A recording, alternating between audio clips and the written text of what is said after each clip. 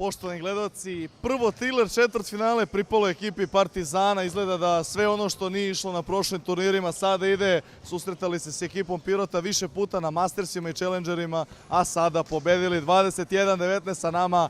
Teški centar od skora igrač Partizana, igrač brojnih drugih 3x3 ekipa, straight from the college i Charlotte, Amerika. Sa nama je naravno Miloš Šupica. Šule, čestitke na novom polufinalu. Reci mi ukratko, od skoro si zvanično i član Partizana, trener s momcima, igraju kao Spartanci, ušli ste u novo polufinale. Kakvi su utisci o samom turniru i pred ovaj prvi Masters koji imate krajem aprila? Sve pohvale želim organizatoru za ovaj turnir. Mislim da ovdje nijedna ekipa koja dođe igraće svaki basket do svog maksimuma. Nijedan basket neće biti lak, uvijek je tuča do kraja. Što je, mi smo po tome poznati, jel da, Srbija, zemlja 3x3 basketa. To je to, da bi sve pohvale, ovo je turnir na nivou možda i challengera po ekipama, tako da... Utisci o samoj ekipi, od skora ste malo novo formirana ekipa, kako ti se čini?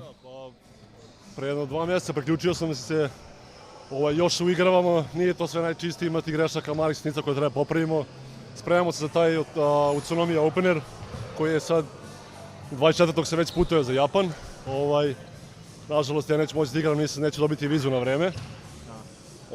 To je baš teško, a inače, dobro, korak po korak idemo, bit ćemo sve bolje i bolje, dižemo formu sad i tako da bit ćemo spremni kad krenu oni non-stop turniri, challengeri, masteri, bit ćemo spremni. Šule, čestitke od mori, zahtevan je bio basket.